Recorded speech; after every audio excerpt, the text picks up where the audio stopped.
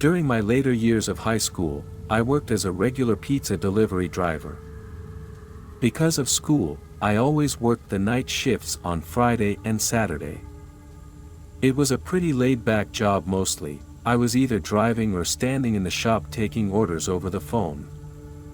A couple of my friends worked there too, so I always had someone to talk to.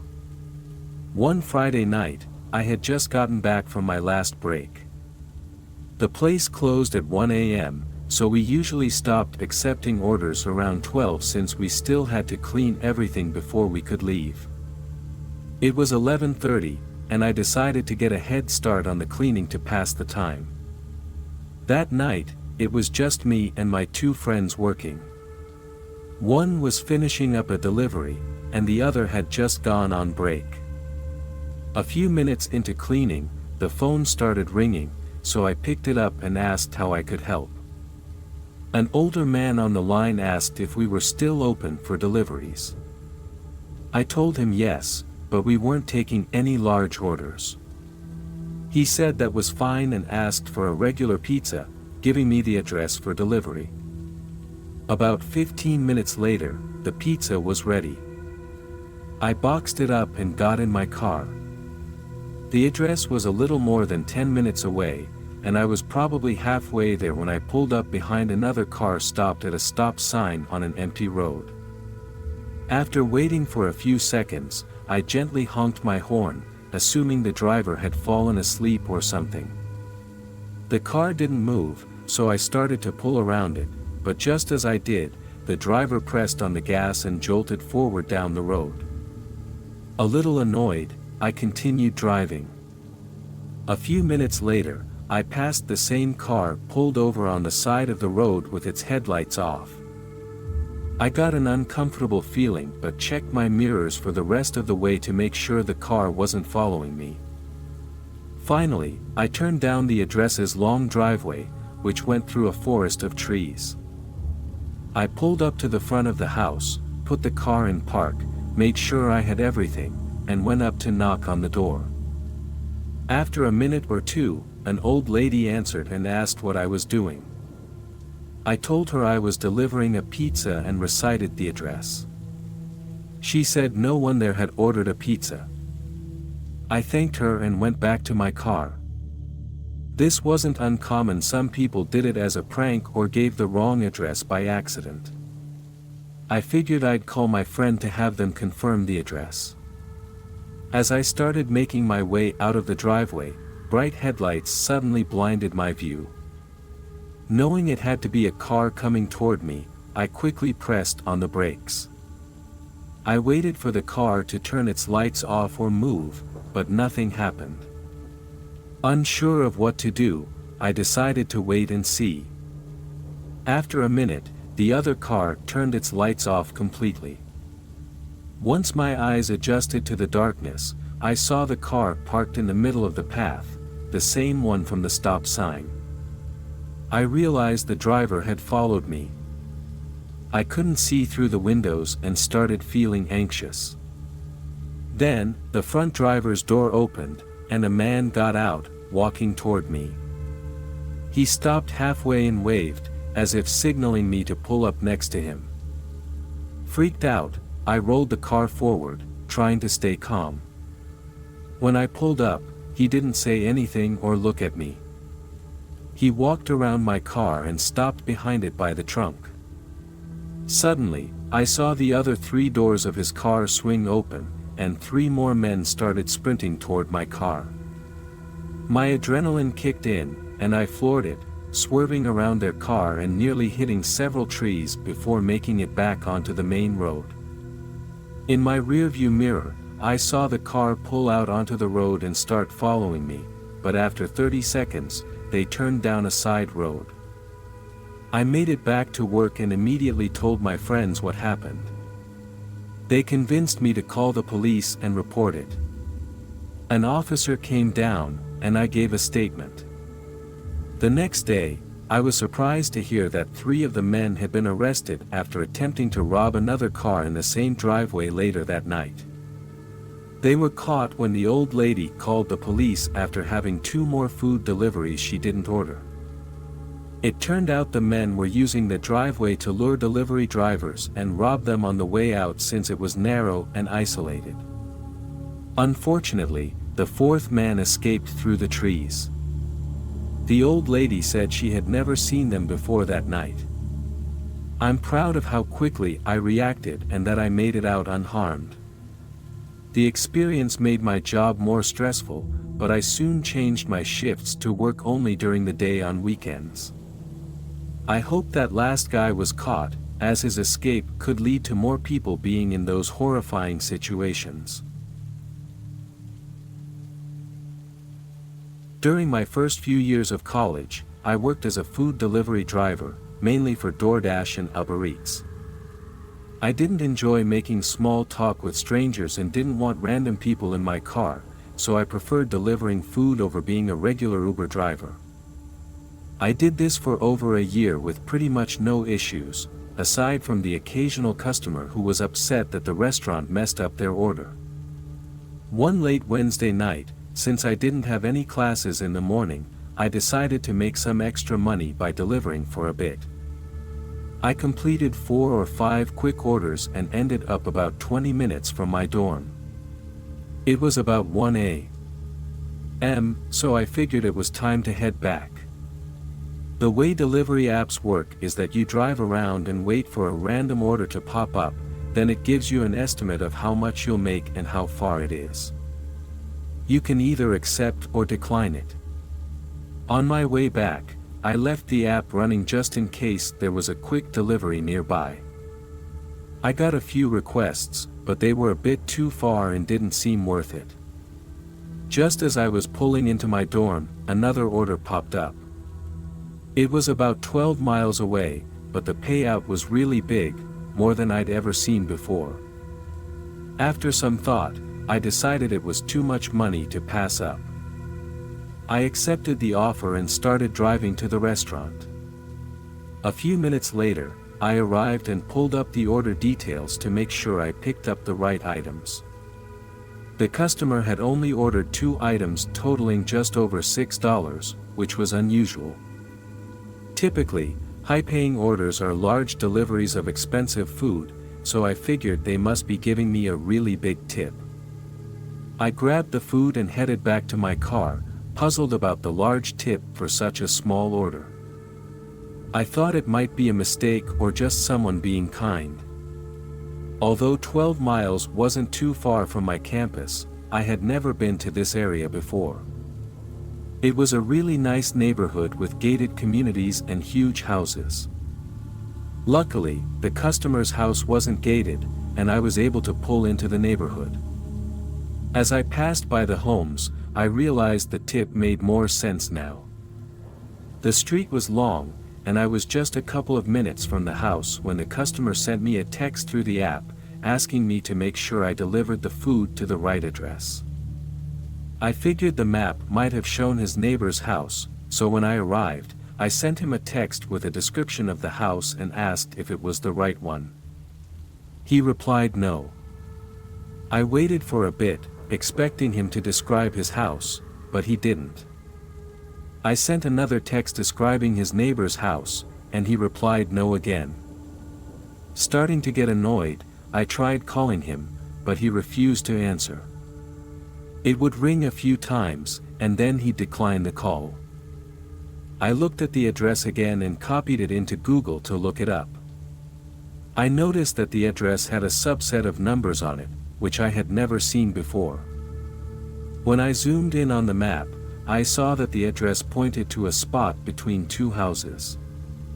Zooming in further, I noticed a small garage or shed that was barely visible. I looked up from my phone and saw a small garage-like structure between the 2 houses, just a few feet from the main house my delivery app brought me to. Unsure of what to expect, I got out and started heading over. As I walked up the driveway, I saw it was a large storage garage, probably meant for keeping an old car or something. I didn't see a normal door, so I put the bag down by the garage door. As I took my phone out to take a picture for the app, a man came around the right side of the garage. He just stood there, staring at me, which creeped me out. I said, "It's right here for you, sir," pointing at the bag, and slowly started walking away.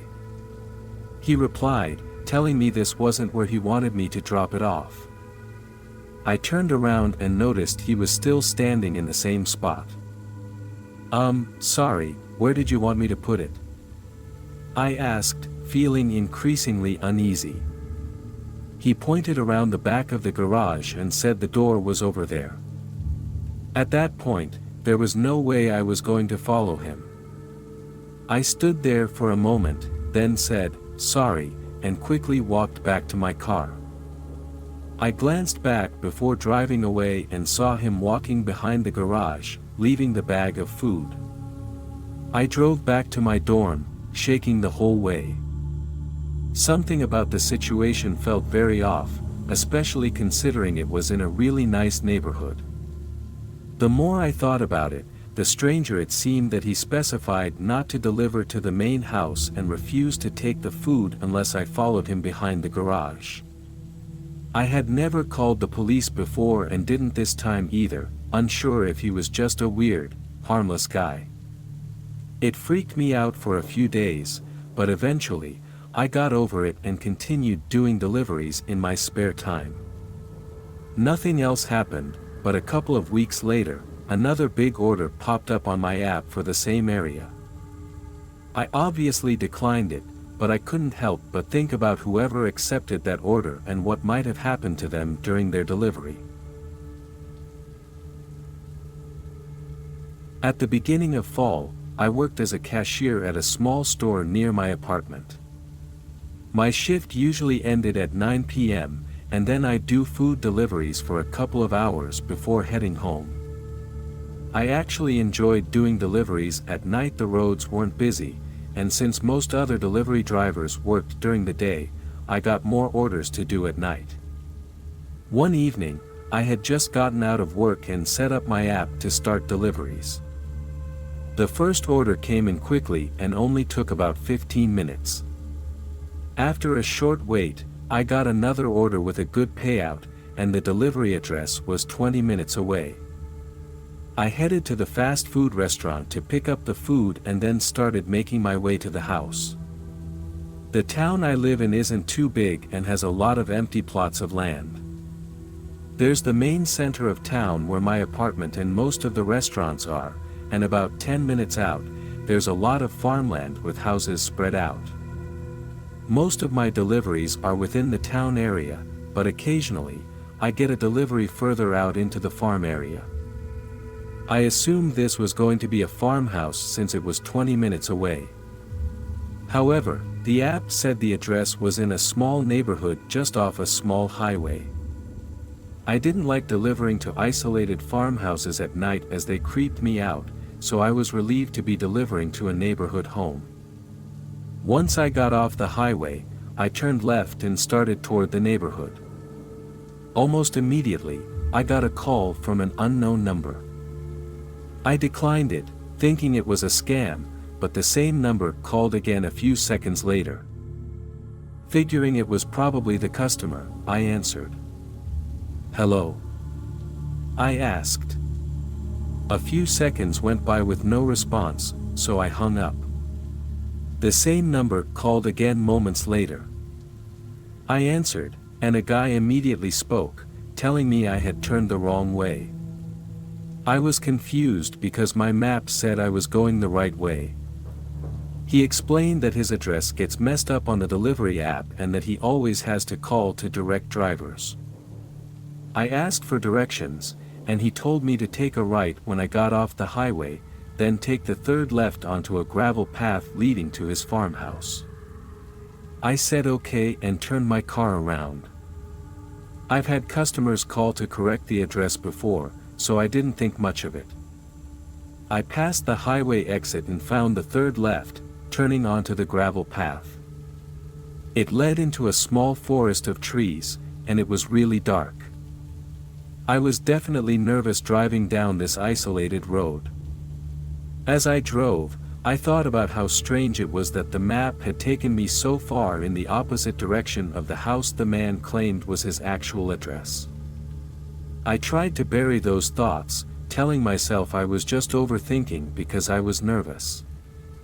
After a couple of minutes with no house in sight, I wasn't sure if I had turned down the right path. The trees were too close to turn around, so I decided to continue to the end and called if I needed to. Another minute or two went by, and I finally reached the end, merging into a small circular driveway next to a house. I parked next to a for sale sign and saw someone further back in the house wave at me. I grabbed the bag and walked to the front door. The man inside asked me to set the food down on the kitchen counter and quickly walked away, turning on the sink in the kitchen. Hesitantly, I stepped into the house. It was decorated with old furniture but looked unused. I walked down the hall to the kitchen, but the man was nowhere in sight, though the sink was still running. Chills ran down my body, and I quickly set the bag down and got out of there as fast as I could. As I got back in my car, I heard the man yell something, but I couldn't understand him. I drove back to my apartment's parking lot and saw multiple missed calls from that number. I blocked the number and opened the delivery app to end my deliveries for the night. That's when I saw messages from the customer through the app telling me I had turned the wrong way and was at the wrong house. I realized the man who called me wasn't my actual customer, and I had been in a stranger's house. I called the police immediately. An officer came to my apartment to take my statement. The officer suggested my phone had likely been hacked, and the man had been monitoring my location. This made me feel really uncomfortable. The next day, I learned the house I was at was vacant, as the owners had moved out months ago. The man had apparently gotten in through an unlocked window. As of now, they haven't found anything significant to identify the man, which makes me feel really unsafe. I don't know for sure what the man was planning, but it's likely he intended to kidnap me or worse. I try not to think about it too much, but I can't help but go over all the horrible things that could have happened that night. The clock struck midnight as Kevin cruised down the deserted streets of his small town, the streetlights casting eerie shadows across the pavement. As a late-night food delivery driver, he had grown accustomed to the quiet, almost surreal atmosphere of the nocturnal hours. The lack of traffic and the peaceful solitude suited him just fine. He enjoyed the simplicity of the job, the feeling of freedom on the open road, and the extra cash that came with it. His phone buzzed, interrupting his thoughts. Another delivery request had come through. He glanced at the screen and noted the address, 17, Whispering Pines Road. It was on the outskirts of town, close to the dense woods that stretched out for miles. Kevin had never been there before, but the payout was generous, and he had no reason to refuse. He picked up the order from a local diner and began his journey towards Whispering Pines Road. The route took him farther away from the town center and deeper into the rural areas. The houses became sparse, and the roads narrower. The dense canopy of trees overhead created a tunnel-like effect, blocking out the moonlight and making the surroundings even darker. After about 20 minutes of driving, his GPS indicated that he had arrived at his destination. Kevin pulled up in front of an old, decrepit house that looked like it had been abandoned for years. The paint was peeling off the walls, the windows were dark and cracked, and the front yard was overgrown with weeds. He double-checked the address to make sure he was in the right place. As he stepped out of the car, the air grew colder, sending a shiver down his spine. He grabbed the bag of food and approached the front door, noticing how the wooden steps creaked under his weight. He knocked on the door, the sound echoing through the silent night. There was no immediate response, so he knocked again, a bit harder this time. A faint voice called out from inside, "Come in." Kevin hesitated. It was unusual for customers to invite him inside, but he didn't want to be rude. He pushed the door open and stepped into a dimly lit hallway. The air inside was musty and thick, and the floorboards groaned with each step he took. He called out, "Hello. I have your food delivery." Down the hall, to the kitchen, the voice replied, eerily calm. Kevin walked down the narrow hallway, his footsteps echoing off the walls. He reached the kitchen, which was illuminated by a single flickering bulb hanging from the ceiling. An old woman sat at the kitchen table, her back to him. Her silver hair was tied in a loose bun, and she wore a tattered shawl over her shoulders. "Just set it on the table," she said without turning around. Kevin placed the bag of food on the table and took a step back. "That'll be $15. $75, he said, trying to keep his voice steady. The old woman slowly turned to face him, and Kevin's breath caught in his throat. Her eyes were hollow, dark voids, and her skin was deathly pale. She smiled, revealing a row of sharp, yellowing teeth. "I don't have any money," she whispered, her voice echoing unnaturally. Fear gripped Kevin as he stumbled backward, nearly tripping over his own feet. He turned and bolted out of the kitchen, racing down the hallway toward the front door. He could hear the old woman's laughter following him, a chilling sound that made his blood run cold. He reached the door and yanked it open, only to be met with an impenetrable wall of darkness outside. He glanced back and saw the old woman standing at the end of the hallway, her eyes now glowing with an eerie light.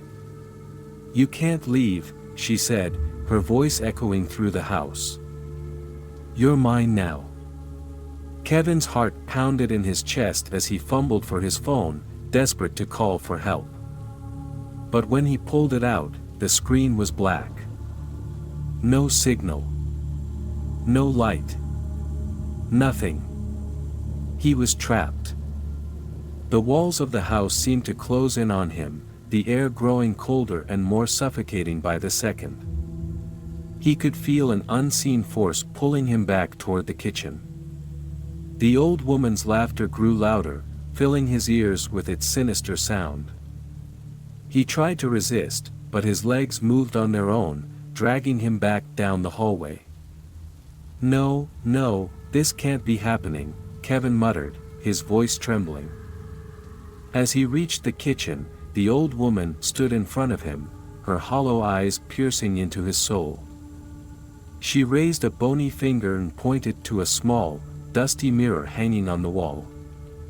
"Look," she commanded. Kevin reluctantly turned to the mirror and gasped. His reflection showed not the terrified young man he knew himself to be, but a skeletal figure, gaunt and hollow-eyed, just like the old woman. He touched his face, feeling the cold, clammy skin and realizing that he was no longer alive. The realization hit him like a ton of bricks. The old woman leaned in close, her icy breath chilling his ear. "Welcome to your new home," she whispered. Kevin's mind raced as he tried to make sense of what was happening. He was dead, but he still felt fear, confusion, and despair. The old woman gestured for him to follow her, and he found himself obeying, unable to resist her pull. She led him through a hidden door in the kitchen that opened to a dark, winding staircase descending into the depths of the house. As they descended, the air grew colder and more oppressive. The walls were lined with old photographs of other unfortunate souls who had been trapped in the house over the years. Kevin could see their hollow eyes staring back at him, their expressions a mix of fear and resignation. He realized that he was not the first to fall victim to the house's curse, and he likely wouldn't be the last. The staircase ended in a cavernous basement filled with rows of wooden coffins. The old woman gestured to an open coffin in the center of the room. "This is where you belong," she said. Kevin wanted to scream, to run, to do anything but obey. But his body moved of its own accord, climbing into the coffin and lying down. The lid slowly closed above him, plunging him into darkness. He could hear the old woman's voice one last time, echoing in his mind. "Rest now, my dear. You'll be with us forever." As the finality of his situation sank in, Kevin's consciousness began to fade. The darkness swallowed him whole, and he felt himself slipping away into an eternal, dreamless sleep. The last thing he heard was the old woman's sinister laughter echoing in the depths of the basement. Back in the town, the diner where Kevin had picked up the food received another delivery request for 17, Whispering Pines Road. A new driver, eager to make some extra cash, accepted the order. As he drove into the night, he had no idea of the fate that awaited him at the end of the dark, winding road.